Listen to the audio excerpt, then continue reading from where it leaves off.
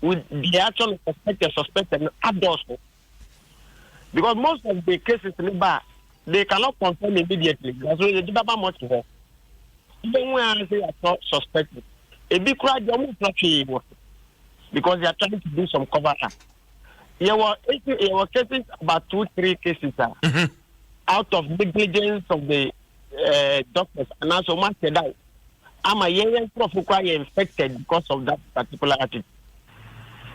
Say, Nipa Nipa COVID, this one for that. So almost everything. It is that cannot forget. I'm sure. Yeah, young way to maybe it's one some better hint. Say maybe I'm going to be that doctor was in a race.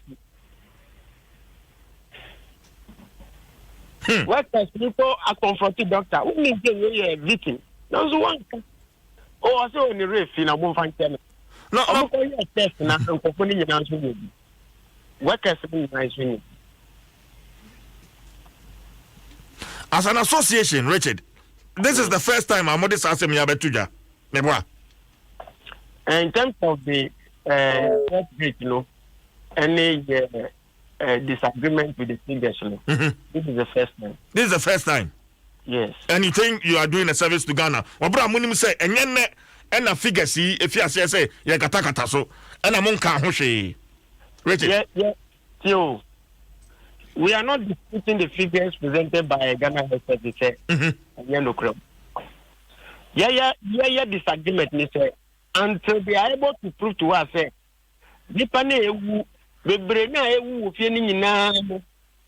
are able to perform post-mortem now. Claim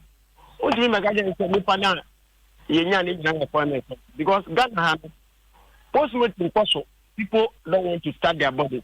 If you are nipa to me, that doctor say you're post-mortem. A busha bet me a affidavit.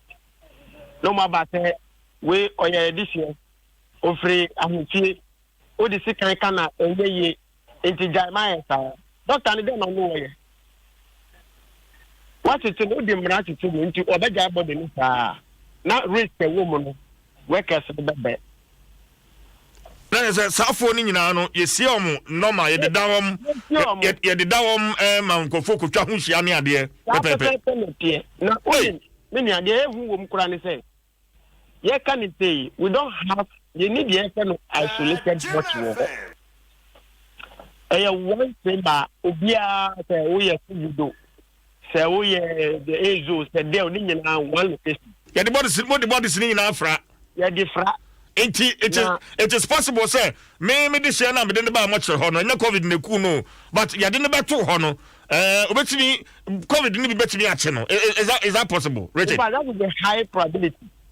Hey, a high probability because only say nipa wuna ya de neba ya de omukra nipa wun so ansofi ne muta enti yamba ne say ya the body back and only say by the construction of our bodies ya to me the body 2 bodies so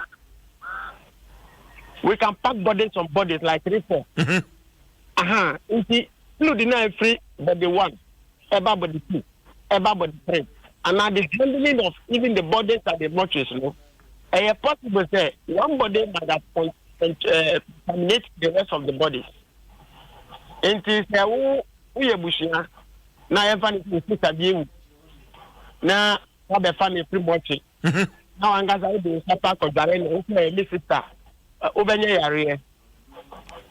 And they be a one and main manager. Nipa no your sister is here. Yaba mo te pe wa ba difference o wa come from another alliance. In fact, who kofana treat that body as if say onukura wa yare. Na uhunto. It's possible. Say a case is here kosuri.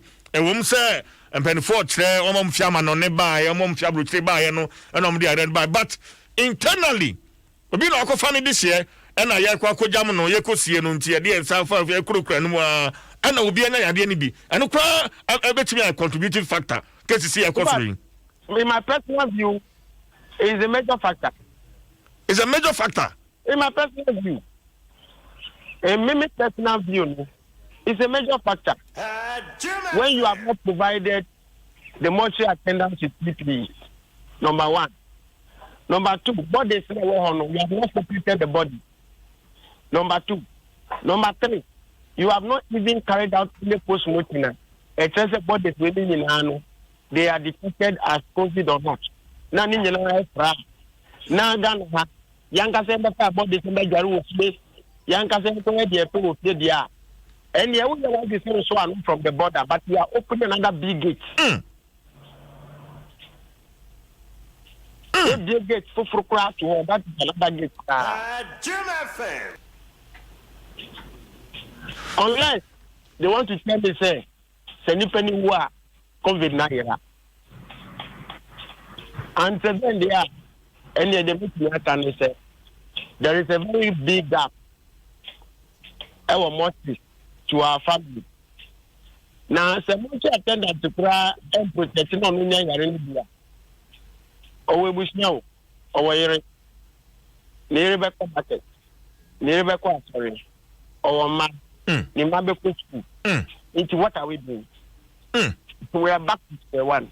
And one thing we try to be dangerous and very fat. What's a mortuary attendant? Money PPs. We still don't have. Look, just last week, I had the opportunity of going to some of the hospitals at the region. Or see, even April, small a year, I carry a cover me a theater in the crown. One person has been a second thought. Because when you say, I don't know what the hospital have refused to provide.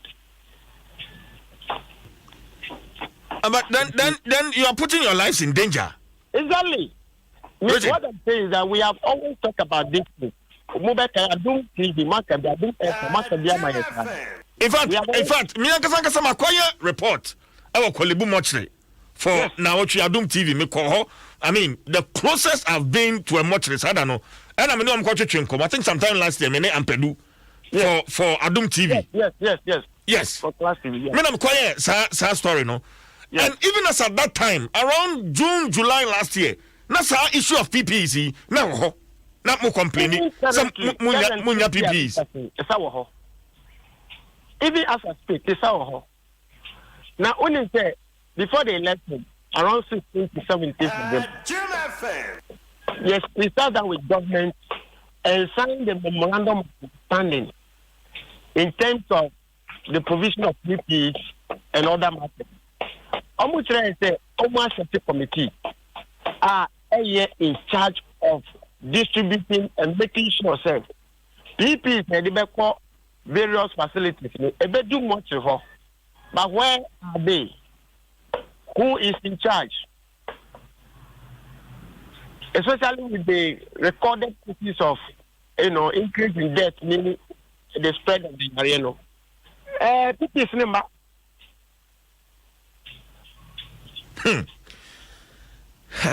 Maybe I'm missing much there. Every minute there should be protection. There is no second now. We become much room to protection because see, you are more dangerous trying to COVID-19. I want much before. And you COVID-19 quite the thing. You are really to me to much. You are reading your hands over. You are doing what is here crap. World Health Organization has never come out with a name for it. It's by how much. Once I need to there is another disease around. It's why somebody decides to make more people because of I don't know. Much for the moment here. A moment here. Richard. Yes. So people saw a much attendant. How are these people recruited? Richard. Let me tell you the truth. Me too. The only qualification you need to work at the mortuary is to have a lot of stamina and the stomach to stand for various scenarios of death. But you need a lot of tenacity. Obey him and open obey him. First, many of the workers, they've been employed in a system they are calling CASA, which have disputed. Say, mortuary is not an intermittent business. It is continuous. Into that idea of casual, it should be cancelled or no. It doesn't exist. Because Mrani Transfer, which is 75, 74 of the Act, Labor Act, it defines event temporary, the event casual worker. Into the banners and so hospital say me do. My appointment as casual. It's actually from the law points against it. Because it would be and yes, now it's up.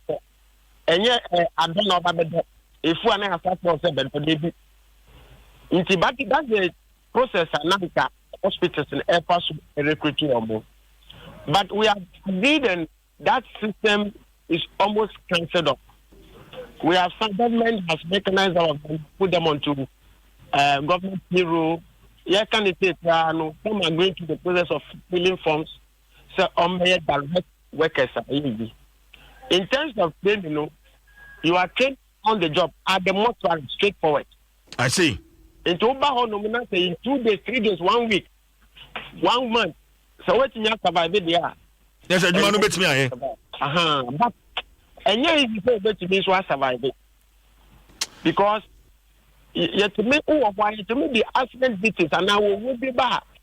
So near Kuma, you just go back. May talk pure water. Oh, maybe. Richard. Yes. Mean to me. What do you want to me? Mean to me. Oh, Miakuma. We need to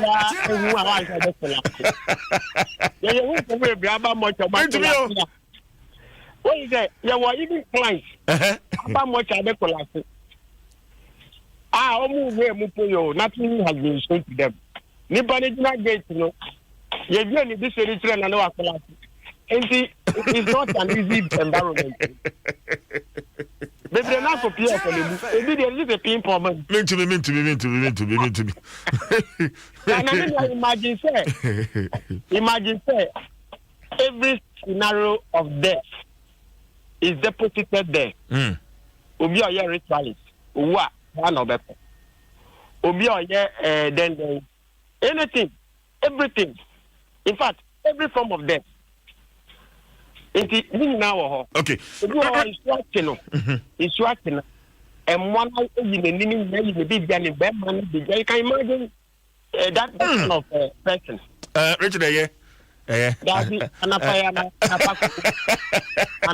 didn't say, but now, Richard, Momoka frontline health workers no. Okay. Moka frontline health workers no. Yes, initially there were issues about who qualifies as frontline health worker. But that issue we have negotiated for. In fact, we petitioned the president himself because there were issues, not Ministry of Health, medical suit, and various health of institutions say, please bring us the list of frontline health workers. If you would girlfriend, the crack at home.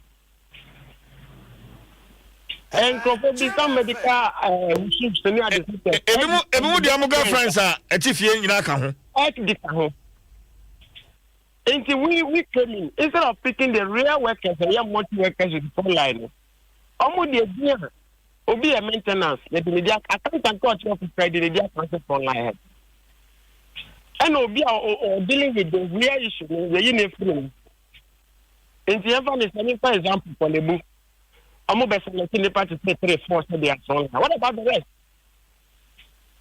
We need very well the new wire, the new I will be our hobby. Until we petition the president, Watienka, Wajiaku, or see any facility that has recorded COVID-19 deaths, Biano, all multi workers qualify for the frontline health. Okay, but Richard, tell us a list of frontline health workers, and why not compiling? And I make sure say, in the facility health, for instance, Kolebu, I see you never compiling this media community. Okay. Young is there one time. A medical soup, Nipa yet in charge. Or no, compiling this media call. let me take to my general hospital. It does say the medical director no yet I don't know did the but the ministry has given them the parameters and now who qualifies as frontline. It didn't qua some people now didn't call. As to whether they are frontline or not, the ministry will not be able to tell. Okay. Ejina say yaka say incentives are yati say frontline health workers. Wamu esu hono. Mo so manu demu bi. I mean after I think November, early November, October, November. Only about 22 people were paid as multi workers on the frontline. Mododo are saying we are getting to about 500. About 500. Yes. Multi workers. Yes. And also as of November, now 22 pay. Yes, but the record that you come meeting almost captured the ministry has captured, you know. Some of the issue some reason is some facility heads still have not presented the names yet. For instance, we need to take Kolebu. At that time, you take Kolebu for confirmed properly, and the list of Kolebu alone is running into thousands. Until now, the ministry people work on it because now Obiaka, until they've been asked to do what is at that time, they've not presented the list. Okay, but 500 nationwide. Yes, the whole country. Okay. So when you say much yeah. Some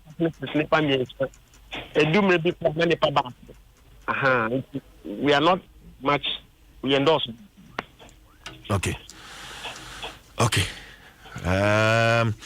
Okay. Richard, do my offense here. 22 out of 500 mortuary workers.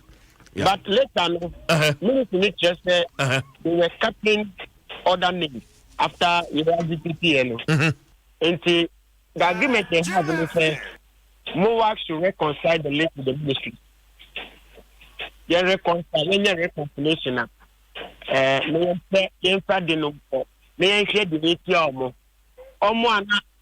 Benefit and they're supposed to benefit.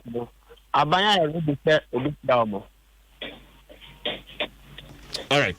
Richard, Mama no asena your friends here, but okay, in a day, I mean, averagely, bodies do what saying and I'm young Juma. But this period, if you consider even accident alone and consider other forms of the diabetes, is also. Some days are good. In fact, some months the plan pay wo. Who study Ghana calendar pa? Months ni wa. Ni pay wo bebre. But some months ni pa talk to say. Obeti ya thinking. Ya say the years ni pay be wo bebre. Month be na ni pay wo pa na month be na ni pa no ni pay wo. Around December no. Before December, I need to move but that particular month December no. I know. But immediately after December, no, as my partner month was a Merry Christmas, we are after December, Nipa Upa. Nipa no, even one of the Christmas New Year. Because we are the Christmas New Year away. The Brenna, after never, I don't say. Between February and March, funerals will be there. And between May, no Musunipa, funeral, sanity.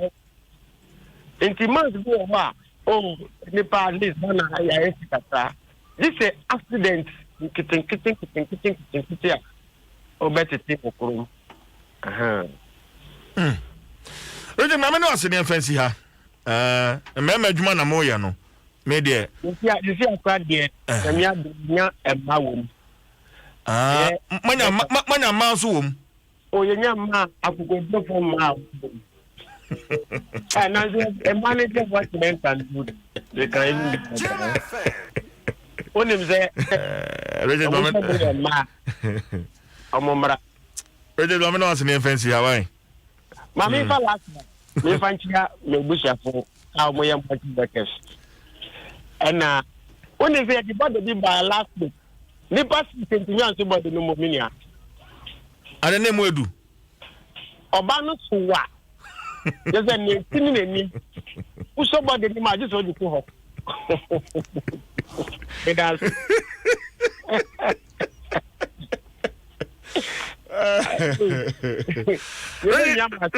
Mami no sini fancy why?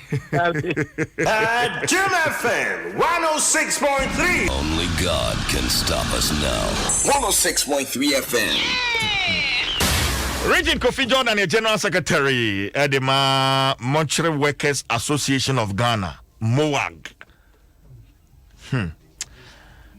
I'm on for you, Jumon. Miniaku Kudru. Hey. Kwasi? See ye. Richard said, I am in Falmra. Na Brato. I want to do memho. Mortuary. Mako bida. Mortuary super na mako. Brady. Mekai mako akosombo viari. And I'm called Peki Government Hospital. Yeah. Numbers I me share said ye or more ye or munioma. And much remain no more me now for in United neighborhood. And Tidako and I'm say, oh, daddy, my dear Bessa, and I'll see you Bessie me uncle. Now, Yamia de Modeme Coiso. You could share. Now, see ye, I did back what Mecca say, I could draw no. Oh, dear me, I'm shimmy. And she are on them now gallon. A chef fridge and baby are dead bodies in there. And she no? Yes. Until be a fridge and they say ye gallon. Now, Michelle, no beer or see you. Teacher, is that time I'm here, teacher, but teacher, means you knew. Oh, no, dear, I don't want no catastrophe assigned your show. I'm telling you, fact. Hey. And she are on them. No, honest. Hey. And in fact, me bisa say na omuni office bi asef hospital teacher me office in here. And that's it. Ensure a gallon mu nyasa yes. Ona me bisa no say qualification be na ohia no di kan akukuduro yes. And to be away no one because me to me teacher numbi mbabo muncio sesia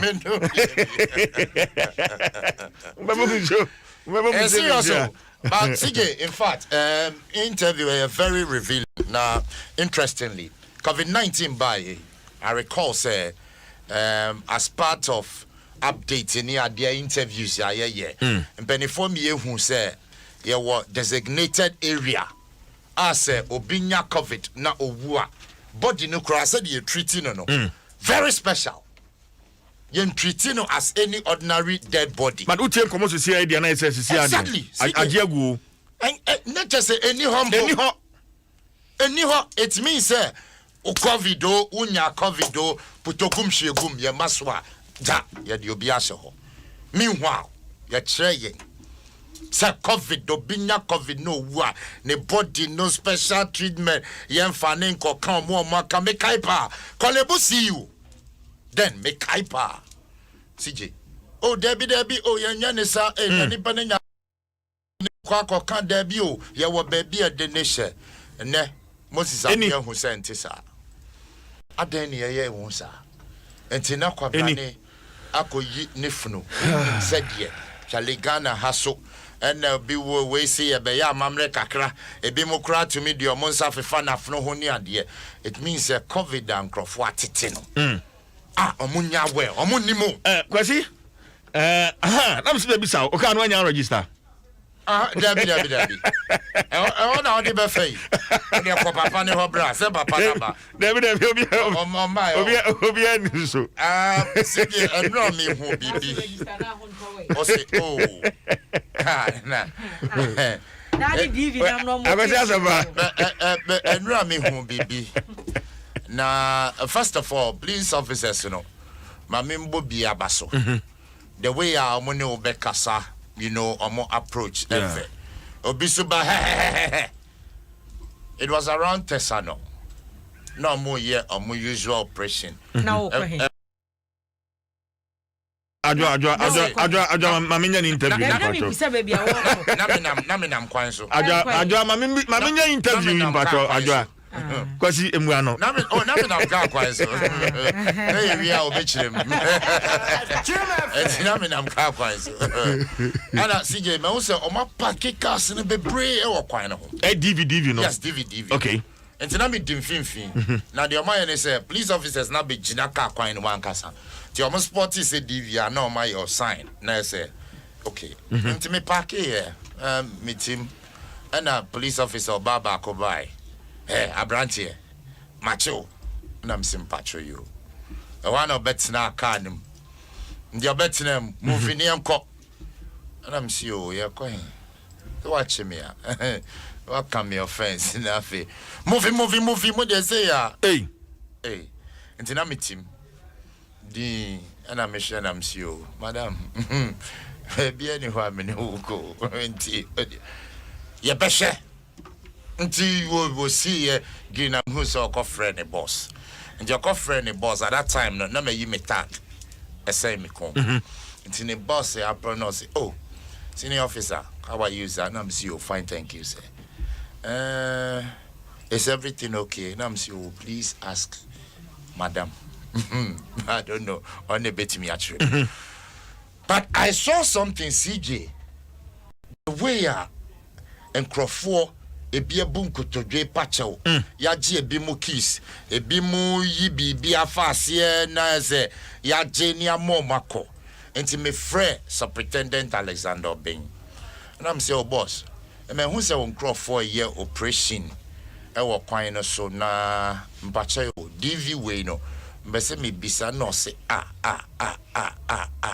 asempa why ne gina ho and I'm see you just me the phone the man and because some person me body even though the name tag just me the phone the man and I'm the ma boss back into your J on this omo kasa chai pa into omo wie na me J phone am say subo mo kasa chew na mami education kakra se de be ya and e ba e ye betumi am education no say asempa wo de ye be kasa me movie can make come sign friend bio and I say asempa education no ye be manene enti ye na wo de wo ba mon friend me education na sige me mpese me yi nsem na fina no enti nka no abe me education ni wi a na all was no kra no na de me hu ye no me de bia bisa no na afi watimi amanche well me ngini so waba ahoma no so waba ahoma no so nti waba ye ne betwetwe sanko na education kro no ode amai because ode amai on say unnimu a da ye be ye we yisa and dodo na nim but that education no ye here to the general public now minim say nkrofo we experience DV platers ma make nkrofo we experience ya chichi omo kwana ya di omo fa well ebia na we experience any asempa eken yes ukra DV plate Audinam Krum, Yachewo, a Quaben Yado Far. So, I mean, you can share your experience with us. 0302 216 561. 0302 216 561. 0302 216 562. 0302 216 561. 216 562. That's a question. Finally, Jawa Wokono. And only Superintendent Alexander Ben menene twetwe nkomo o ye dim komo ye dim komo ma meti ni o ma biase okay na adesrede but mama kwa homa no so na me wiam sam hello good morning yes I'm whining please this is Caleb where are you calling from please I'm calling from Adabraka okay Caleb let's hear you please I was driving on the street of Circle, and I saw the policemen. They stopped my car and they collected the key. When I asked, they said no one should move, and they left me like that without giving my keys. Were you driving with a DV plate? Please. Okay. And so, what happened next? Please, they told me to go with an officer. He was leading me to. He took me to where he gathered some people, and I was sitting there. Oh, okay. So apparently, where they took you to also had people who were driving DV plates, right? Yes, please. How many in all were you? Please, there were a few. Around 8. About 8 of you. Yes, please. Did you have to pay some amount of money? Okay. Sorry about that. Hello, good morning, Mami here. Hello, good morning. Good morning, CJ. Yeah, Winnie. Atamponi Ashalaboje. Okay, Mami, say opening. CJ, I'm the police for this as I'm okay. Omo hajun papa. Ukita nanu mekita divi. Mimi ya mechanic. Me kwa kanu wajuma muchi mi sa denji. Na mti mi biso mza den o machi mi. O si mi family license ba na mi mano. O share license na wuye. Afi wa paki kana si no ye akoni aba sa na mi ama unse o pe bibi. Me pese me frɛ car no. Enti de wo mi se me pe 10 city. Na mi share we na mi mano. O ko ba na o di kini share me ka. Ba se sa na e ko so o ma we ma. Very bad. Da mi se mo ma so mu de. Mo be kama na awie pe. And I'm more of a Sawa Kunyasu. I wish Madame for be a friend route. Okay, Medase, Kofi for New Hobra. Hello, good morning. Good morning, sir. Yeah, Winnie. Maybe Kofi. Kofi Kasafrain. Dakuma. Okay, Kofi and you. Pacho, I was one using a DV. And they do Dakuma traffic light, I no stop him. And I see or checking my license, my license, nah, man. Or check your logbook. Me book na man. But then me feeling say me call workshop from a home me call license of or G license no way na no afraid that colleague police or vetina me cano. No me call that man police station. E call do ho. And one is me one other the other me ba was sneaky out at free station ho. Na me di fu question say Udi me aba how di me license and cut to inside. Cash we soon tell me.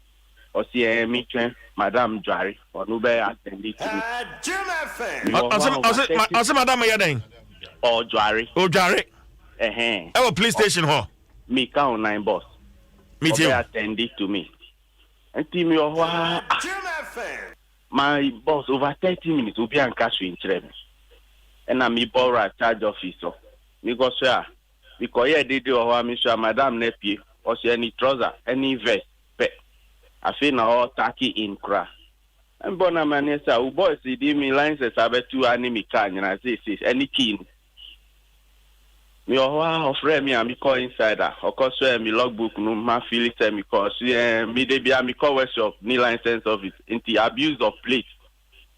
Or Philip for manual the me cockot. I'm saying, oh madam. But was that the case? Not logbook nimono acquire license office workshop sananete no cre yamisi enka no cre the you see TV no kakra enye saneti o te ase ba all who said they be me drive car no ntino or see abuse of place or do me cockot e kokaka or see me kasa ye say wa oni mama mre sa danu na me kra 40 cedis e wo me Mami said, Nina, no, Gianni.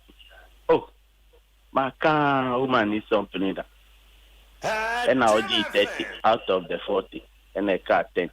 But I see me 50 sad and me see my Cassie, Mammy, Abbe, because me, Bema, I come last 40. Ooh, but, yeah, thank you. Okay, but that's it. Hello, good morning. Me for last caller. Hello, good morning. Good morning. Yeah, Winnie. That's all your friend, Mama, Mama, Nana, can you walk a camera and Nama on this way into why? Okay. What's a friend? Kafa. Okay, into you. Yeah, no. Yeah, no. Yeah, no. Have you seen? I do me and your own. I say, you may I ye. So what? Talk your match. See, just what of course, Debbie. What's open? Because he has a bar. When I come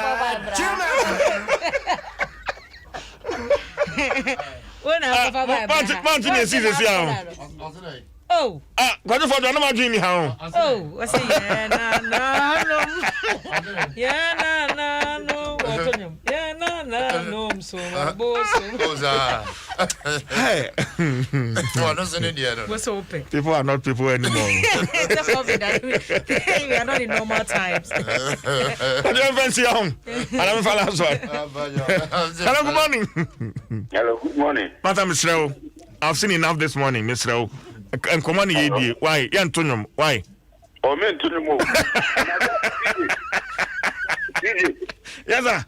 After the all kind on one day, I said, Martin, or this. Hey.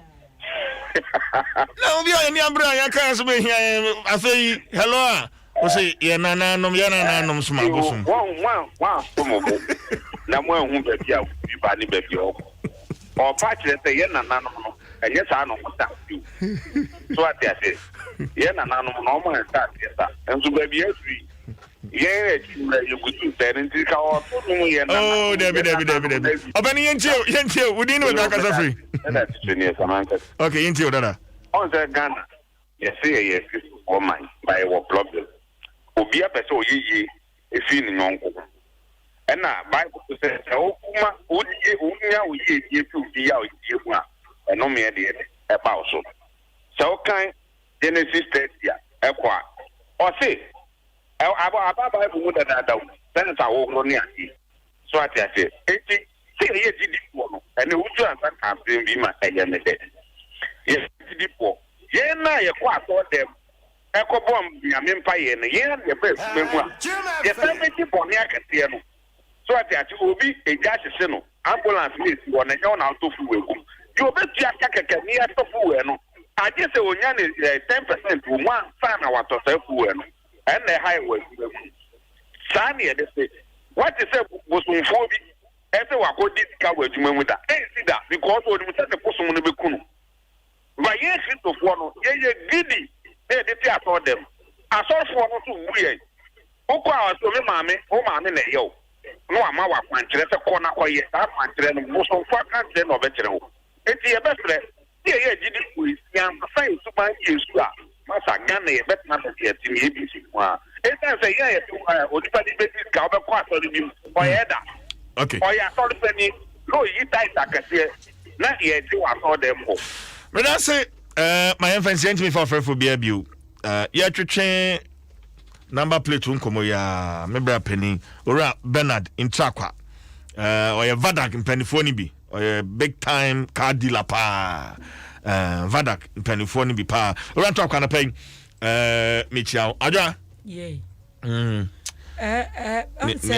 Aqua or castle much no dinner co ya. They be a broma minidia. Yeah, I call you 30 Ghana. And to see Jamie Busasa young fan son, not Chawaba. Me car, me line sensei. Me chi divi. And up a beer me free me fee. Na ma bako komlemle ha. I know say me pie free fear was some loggy baby ameko. Na me sorry how much me bed juma na me pon ya no straight to the house. They be alpha me logbook ha. Sa adenta to kukumlemle to adenta to kukumlemle. Which ya me na me logbook na catch them abuse of place. You are not making sense. What do you expect? Me ye juma wo kukumlemle. Me te tantra hill. Enti me sora no pa bia na me free tantra na mabako kokomlemle me pomwa me tu afri kokomlemle na me tro se me free kokomlemle but I do say possible to say child places me nu ya na akọ nti onko circle onko tade onko abelenpe ni na say esa ologi no she ye onkrofo bi o mu bedru adwuma no park ne car o ye hwan wontu to your cell phone be I'll be park here say ba say kwala pass crab go ya kwaya dia be fa uber na dia ko ayo okay because I've had instances and also car with me many issues etiminya park here that's it who say me tu na me kofi okay it is a what me logbook na ka che me say abuse of place nyanse wo ne dey if indeed sa na course wa me on Thursday me kofi say be hu say na traffic okrompa 85 mba na me catch us and pass me hu and the police fire there man na me fe because right from a fear a free achimota every traffic light be amedu na police ni gina wa or directed traffic It didn't make a chance and pass. Oh, in fact, Ghana Police Service or Mobile Juma. So you the fact some work chromo or more check the render of nose mask and physical distance and no and COVID-19 protocols now. Me who say and me coffee not traffic walk kwai munti say ama aposi for any information man or pay no. Just say yes, aposi for no baby abedu bi abesu traffic obedu. So and pay over no more home. That was Friday. Okay. It's me ba me catch us and pass one more police for us because they me who the class kakra bi who free atemota. Edi bedru ye Johnson ha say ya ansa na mi wura maba no me hu se police for no gina kwan so bobu adwuma na me nante kwan so hu so mu gina DV but na me nim nkomo mu di ntil say asempe kan eni oye DV dia oye hwan wudu ho no mo a because me nkuta DV nti ye nyina me bida you get it? But if indeed sa no mo ya in fact enkoyi dabi enkoye because supposed ni wadwuma ne se wo hia nipa no ka ba kire no so education nka hia pa what's omodi onimanyamfo be ehia ye pa se mi kuta DV na post ni gina me na me address am to say me wo gina na so pem land visa me mfa ma na mfa ma akena yes ye kwa kwantimfi ho because me nim to me a wo sa wo je me license me mfa ma I'm telling you. Oh yeah, na say we right there. Exactly. Ajoa me too na police ni gina kan no say let me see your license. Me license me try picture them phone so. We are now dey akere. You can't seize my phone. I would never hand my license over to a police officer. Me what just say? Me fam how me ba mu kwa my photocopy so ya na me photocopy na me dey akere. Yes we ni mra won say mra. Enti wadwuma no say wagina me ba kire me say. Order na one log who pia log you say anya say wo begina me say man log into be 20 cedi free me ho. Okay. Mamini Superintendent Alex Obeng or your head training and monitoring MTT dim no okay amano ati I don't sound fun to so my because here ye I was so much ye you say nim dia me mind nti exactly it said an asempe can be abu nkotodie patch because you so DV as diboni DP and I mean say direct from port and no this some days I won't be fan until super about man so super to me car correct sir. Good morning. But upon my quadie. Yes, no. Tell Namiasi. Say me kraka na plate ni divia. Na price for jinamia. E den na mohwe. Supu. Yo. Ema obiachi. Dedi kan. O say ema tiefo nyina awa do so no pen. E den ni divi no ya kan wasem. Ayadie. Enti ona me de be shase. Okay. Edi kan. Ya ka se divia. Eye ka se titie bia ya fa free. E Ghana for kan se ahia hodo e organa anyina. E ba ya divi tutobidie ana private. Nanza na e do e private ana commercial. Na number plate no. Eya be black and white. Private, maybe yellow and black, commercial. Answer the Bible. Just a car, no. Obia ye, ama obia koto, ama yakra. Eja ba omayimu. Answer the Bible TV. Akoye side you may have a car. Just say, Kianeke, there was a Yama car no akonya. Emanitimi nanti akwanso. Enti omamra no aye hihye enya number fofra eno de odoka framo no ne besi empo ano obetimi dia bon e dia ba ofie anase eda why wagen se ofese oko register eji private and commercial wo de bon e ko DVL sa ashe sudie ya de taka ba ko weni mo ba ko wachi eya na kwankwan ne so eye fita ne kokon asha sudie no na o kan se eye TV na di ankasa di trade license split le ka di trade license splitter wa uze dino dwadi wo di Ghana for susu ya na won se shen dwadi shen asha sudie no eno na se obi ko toni shen na ɔde abɔ ho de akɔ DVA da kɔ register na ɔkra ɛde firi ama no ne ɛyi firi hyɛma no mu ɛwɔ tema anaasɛ takorade anaasɛ ɛwɔ yɛahyeɛ so a ka firi ama no ne bɛwura mu a ɛnkɔ bio no saa numbers yi wode bɔ ho a yɛtwa ne tiatia ama binom ka sɛ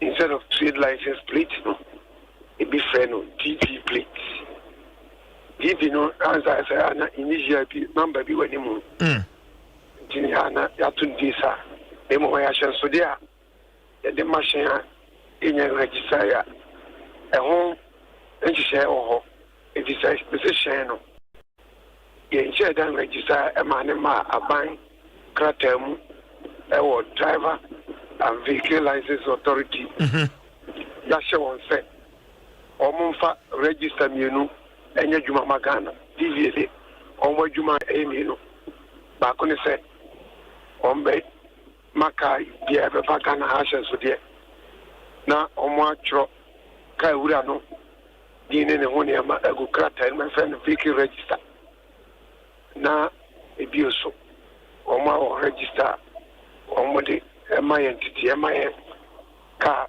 ka sɛ ɔmo bɛma yɛ kaa ka gye sɛ ɔmo yɛ driver's license so ɔmo so another register hɔ a okay yɛn ɛwɔ license na edi wɔm na saa hyɛn sɛ woyɛ kaa wo na na yɛ ma wo saa DVA a ɔkan yɛ friend trade license plate ya yeah na edi kan ho a na yɛde ma no ehia paa ɛno na ɛbɛm yɛ hu na yɛde ma no wɔ Ghana ha ɛne wɔn a wɔn yɛ auto dealers wɔn yɛ auto dealers na wɔn a wɔn yɛ ahyɛn wɔn kra hyɛn ɛne wɔn tɔ. Okay. Superintendent Alex Obia Homano ate Kofi sa fa de bra na fe mene no entoa sa education in so Superintendent Alex Obia your head training and monitoring MTTD nana mene no twetwe komono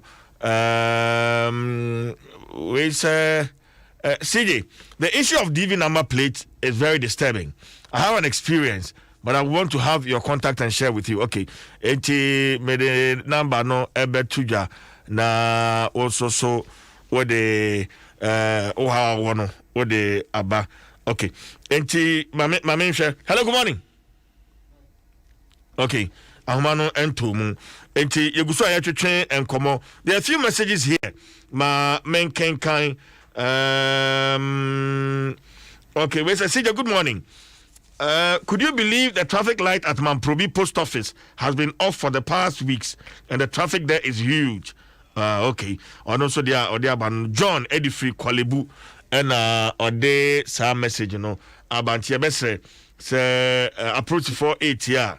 Mamprobi traffic light. Monko na mko chema. So tetana Alex Obin asa ba man so support na wanu guswa wo kasa plate no why na ye de mano aha aha omo me so mi oto di ma bo mu tin omo no ndo mo ka fiama no ne ba efrim pona no eko omo fie ene ba di omo ton ka ana odi ko di le ko register na du na income e mano trade license plate di ni mo ne fere TP plate na no ya na oka ya sebe wo na se e free poano akofi afi na ba it departure from port hanti so no hibi na ba kuma ku edu na de 2 weeks na we na se super bato se me to ase anka DV no anka mremo no DP asem na wo kan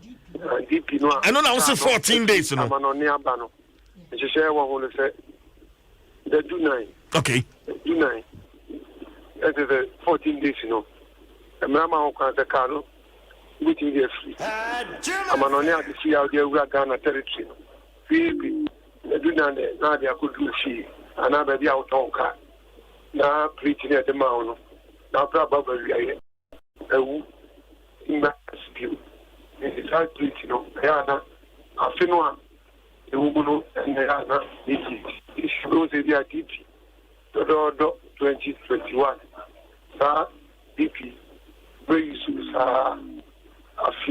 afi mu or monthly man the 2 weeks pepe anya fi that and then now ako register ya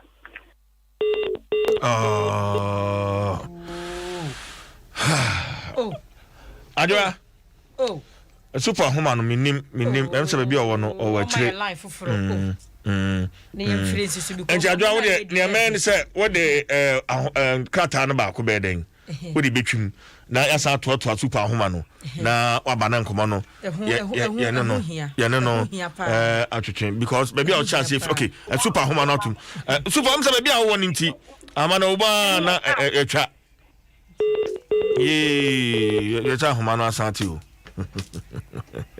ya basere wo ba o monitor ma ye wo ye nim se wo kire ya de ba ko mi practical no one ye say mi twika na posi ni agina me na me use DV komo be na wosi ye die ana mo be na wosi posi ni tu se be ya me te me ni ye du ko mo super oteminka me pa jo me timo nkapa so bia won ntia wa na homa no atwa ye pe education na hunya ye pa me so eya me pa mo se Ghana 40 adi wa to because eya na ebufuba woni ntimo wase okay enu tina masem bisa me di ka bisa ene say wona me chechi mama premise me chechi hu di kan yo di kan ba e man le do nine send the VAB na saplit na boana manati di kan do person de ye no de aye se wo to na se wo de ko register wo DV na wo de ko fie wo de akodu sa shen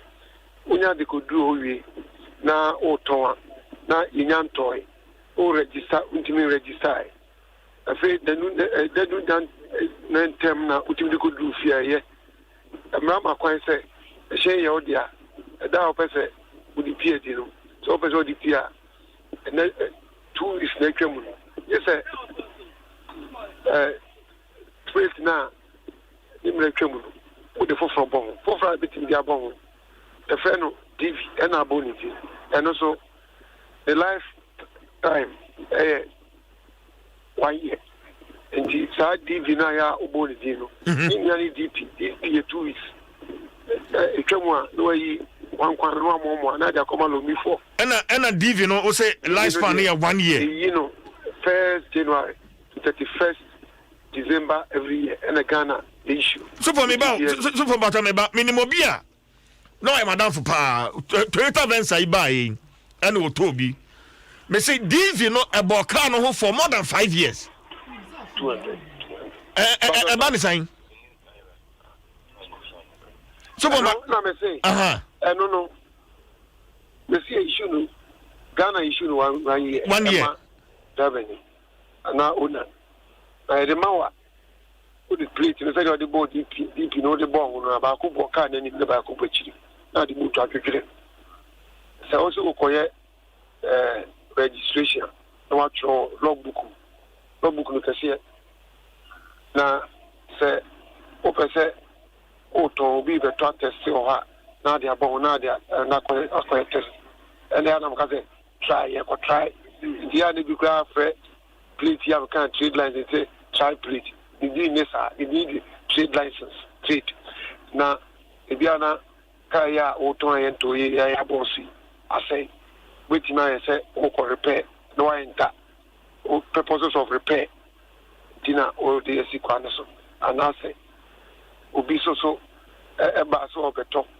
o kumase o se va bra man re ana hona e se graba ye toka no transfer wetin me dia kwa hotel and I say obi ato o de komano delivery obetima deliver and I say obi to ye no e da na du afimu no afi ne ato jumu enti afi no person ko register no agibia bo na or the purposes of registration na the mesan kan say that trade license plate a trade if you say if you know so kana ha omokoji ipudu e o DDA le ho say omo de omo store omo dwuma omo ya ne say omo agi plate bi ego obi ka isi o person afi no ko register DPM oni DV enti obeba be high plate no na ono so di boka krato so 3 days no they ko register we no the plate na sa bread me ba to super ano entiamra na me say mo hold no omo mi import car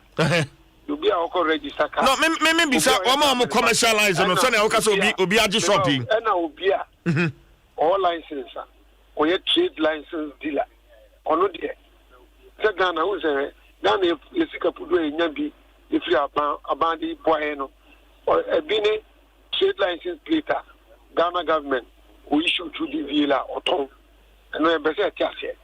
That's how Ghana also generates income for national development. I see. And say on the it also generates employment because they say we trade license dealer the shop over kono agibi and this a car no be more now ultimate sequence you cannot own it under our act 38 of our road traffic regulation road traffic act of 2004 and this is how agibi bon na on dia okoto no di le Ghana hono onu twa to onu so say every day we hire once bia 20 Ghana and no we trade license there omu nya kan enti subway so okona kwajibi bon ana say wa we auto dealer wa kwajibi odi dealer ho ana we importer wa kwajibi all that it means is that car na kwa wo de bon ani mu ni akiri no wa entry or logbook no ni enti ambo ye bia o de ye enu de hia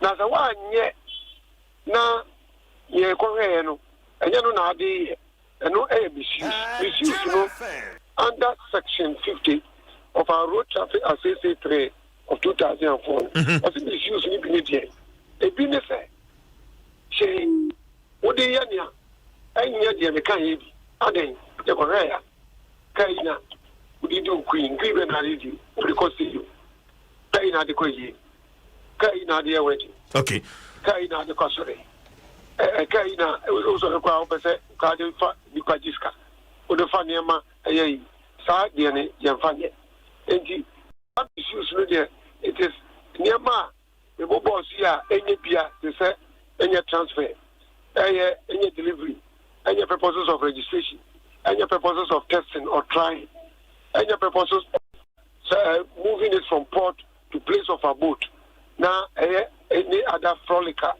It has nothing to do with ye hold TV akaye register enti saa jise we no enti say me ye hu na logbook na nkasa unye entry mu a no wase okay so bombato 4 century so itiamra na nia wa ye say odi ye no enye no na ade ye na odi bo bread ti say wa go free tuma na mo de koyi na mo di dia century odi ko se gase odi ko naming ceremony aye say nyama hodoa na etia mamra no eno na emra ni tia na say DV plate ide ya ifro no kra no mra ni tia o anamboa o yan fanya ifro so makase e do say obi de abon obi de obituary abon na what the yes ha de ma tia ma be hu so obi kra dia no asa de leather plate abon say eno ne ka odi sia kaka yɛnyɛ saa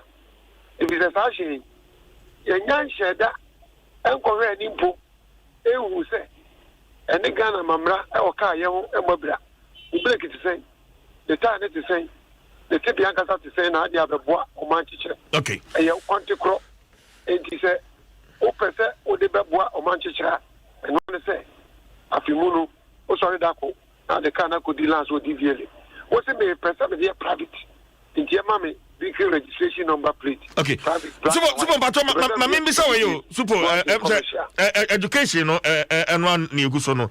Say DV plate bo me car ho. Lifespan no is supposed to be 1 year. Na me de bo car no abaye muso me miensa makwa register car no e de number plate papa e de abon ho a. Me DV plate na lifespan no enso ye no. What happens to it? Another car. It is not issued to a specific car. Okay. It is issued to a holder. It's meant to be issue plate for another car. Oh yeah, they are now watching. Ubi car for Rosso, or for which they are above. Sir, which they are fem. Now they are born. Okay. And we have idea you can use it. Okay. simple as that. Okay. Super Mamin Bisabio, 2021 DV number plates about. A delay kakra as far as we are concerned. DV linya or how kakra. Inti by now winner it takes a little while so for them to distribute it. Holders, no more so renting out.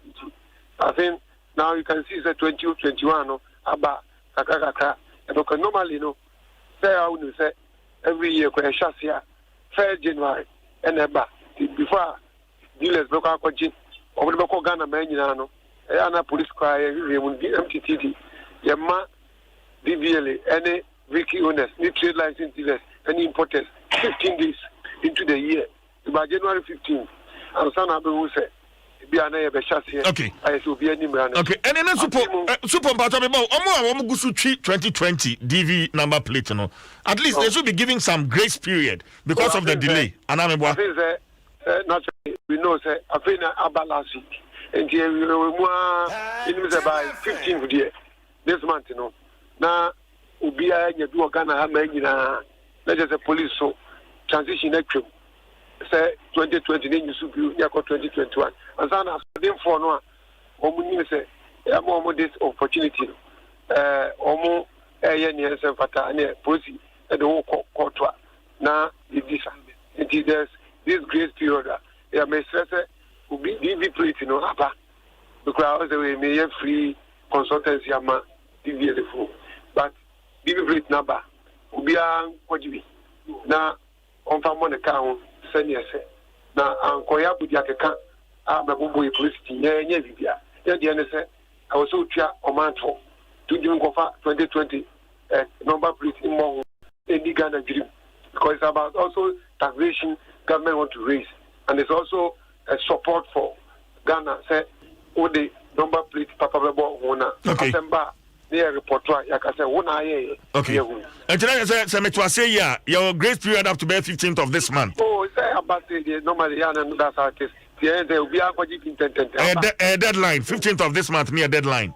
Oh no you see normally until say there's a hiccup of distribution in problem about and this idea with about 15 no be I then also the issue another pressure no and say ubia upedivia DPA aba port you uko baby a trade license holders or movie kwajibi na far boka ho na omo so omo dealers no omo so nya kakra fa mombra okay super a viewer I was share me Facebook kojo fosu osei na sem bisa mamin bisa na yenji education say please ask super for me what about the police and soldiers who always use old DV plates and also what of those who use cars without plate because